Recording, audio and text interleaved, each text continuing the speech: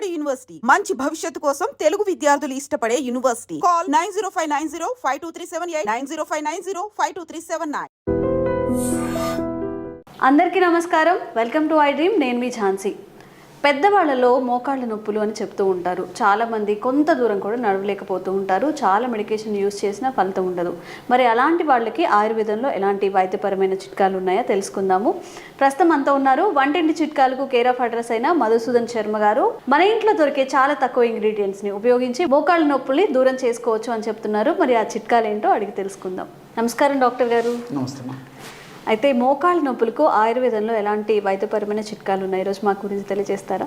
తప్పకుండా చాలా ఉన్నాయమ్మా. మనం కొన్ని ఇంటర్వ్యూలో కూడా మోకాళ్ళ నొప్పులు ఎందుకు వస్తాయి, మోకాళ్ళ నొప్పి వచ్చినప్పుడు ఎలాంటి లక్షణాలు ఉంటాయి, వాటికి మనకే మనం తయారు చేసుకోదగ్గ ఔషధాలు ఏంటి మొదలు వివరాలు తెలుసుకున్నామా. మరి ఈ వీడియోలో అలాంటి ఔషధాల్లో కొన్ని రకాల ఔషధాలను ప్రత్యక్షంగా తయారు చేసి కూడా చూపిద్దామమ్మా. ఓకే. సో దీనికి కావాల్సినటువంటి పదార్థాలు మూడమ్మా. మోకాళ్ళ నొప్పులు తగ్గేందుకు ఈ 3 పదార్థాలు ఇంచుమించు అందరి ఇళ్లలో ఉండేటువంటివమ్మా.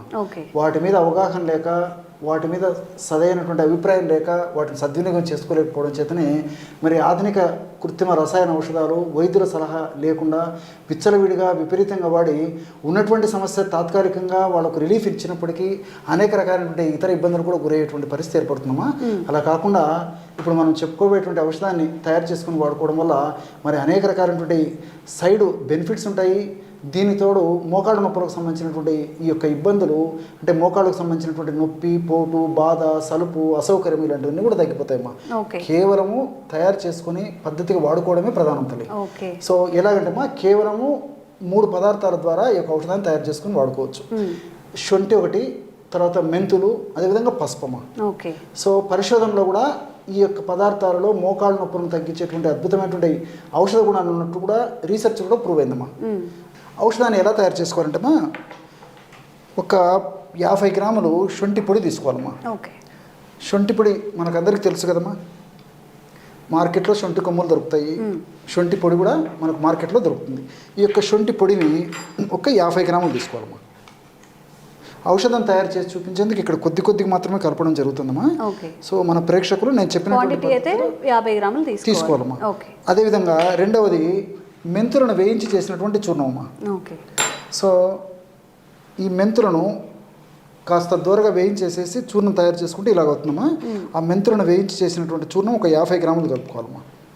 కాబట్టి శొంఠి పొడి ఎంత తీసుకుంటామో మెంతుల పొడి కూడా అలాగే అంతే తీసుకోవాలి. చివరగా పసుపు పొడి అమ్మా. పసుపు పొడి కూడా మరి మనసుంటే మార్గం ఉంది, ఓపిక అవసరము అమ్మా. ఒకవేళ మంచి పసుపు పొడి దొరికేట్లయితే మార్కెట్లో తెచ్చుకోవచ్చమ్మా. లేకపోతే ఏదైనా సందేహం ఉండి పసుపు పొడి బాగలేదన్నటువంటి సందేహం ఉంటే మాత్రం ఏమాత్రం అలాంటి పసుపు పొడి వాడుకోకూడదమ్మా. పసుపు కొమ్మలు తెచ్చుకొని దంచుకొని వాడుకోవాలి. లేకపోతే మనకు తెలిసిన వాళ్ళు ఎవరన్నా ఆ విధంగా పసుపు మంచిది మనకు విక్రయిస్తున్నారంటే వాళ్ళ ద్వారా కూడా తీసుకోవచ్చమ్మా. సో ఒక 50 గ్రామ్స్ పసుపు పొడి ఈక్వల్ క్వాంటిటీ అమ్మా. మీరు 25 గ్రామ్స్ అయినా తీసుకోవచ్చు, అదేవిధంగా 100 గ్రామ్స్ అయినా తీసుకోవచ్చు. ఎన్ని తీసుకున్నా కానీ ఈక్వల్, దాని మీనింగ్ అదమ్మా. కాబట్టి శొంఠి పొడి, అదేవిధంగా మెంతుల పొడి, అదేవిధంగా పసుపు, ఈ 3 పదార్థాలు సమానంగా కలపడం వల్ల చాలా అద్భుతమైనటువంటి గుణాలు ఇందులో కలిగేసేసి ఈ యొక్క మోకాళ్ళ నొప్పుల సమస్య మరింత సమర్థవంతంగా, మరింత శీఘ్రంగా, మరింత వెంటనే సత్వరమే పనిచేసేందుకు అవకాశం ఏర్పడుతుందమ్మా. యాక్చువల్గా శొంఠిలో మోకాళ్ళ నొప్పులు తగ్గించేటువంటి గుణం ఉంది, మెంతుల్లో మోకాళ్ళ నొప్పులు తగ్గించేటువంటి గుణం ఉంది, పసుపులో మోకాళ్ళ నొప్పులు తగ్గించేటువంటి గుణం ఉంది. మరి 3 పదార్థాలు కలిపి మనం ఔషధంగా ఈ పద్ధతిలో తయారు చేసుకుని వాడుకోవడం వల్ల ఫలితాలు మరీ ఫాస్ట్గా ఉంటాయమ్మా. కేవలం ఈ 3 పదార్థాలతోనే ఇలాంటి బ్రహ్మాండమైనటువంటి ఔషధం తయారు చేసుకొని వాడుకోవాలమ్మా. మరి ఎలా వాడుకోవాలంటేమా, రోజు ఉదయం ఆహారం తర్వాత ఒక 10-15 నిమిషాల తర్వాత, రాత్రి ఆహారం తర్వాత ఒక 10-15 నిమిషాల తర్వాత ఒక 100 ml లేదా ఒక 50 to 100 ml అమ్మా నీళ్ళు ఈ విధంగా తీసుకోవాలమ్మా. 50 to 100 ml నీళ్ళు ఈ విధంగా తీసుకొని అందులో మనం తయారు చేసి పెట్టుకున్నటువంటి పౌడర్ ఏదైతే ఉందో అది కేవలము 2.5 గ్రామ్స్ అమ్మా. అంటే టీ స్పూన్స్ ఐడియా ఉన్నాయి కదమ్మా, ఇది పెద్ద స్పూను, టీ స్పూన్తో అయితే సగం సరిపోతుంది అనమాట. కాబట్టి నేను చెప్పినటువంటి పద్ధతిలో కేవలము 2.5 గ్రామ్స్ ఉదయము, 2.5 గ్రామ్స్ రాత్రి ఆహారం తర్వాత ఒక 10 నిమిషాలు లేదా 15 నిమిషాలు ఆగిన తర్వాత తీసుకోవాలన్నమాట.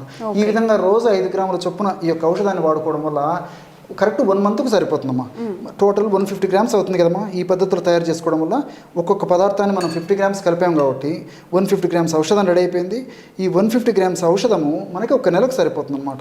రోజు ఉదయం 2.5 గ్రామ్స్, రాత్రి 2.5 గ్రామ్స్ ఆహారం తర్వాత. ఈ యొక్క ఔషధం అయిపోయిన తర్వాత మళ్ళీ చూర్ణాన్ని మళ్ళీ ఫ్రెష్గా తయారు చేసుకొని మళ్ళీ వాడుకుంటున్నాలి.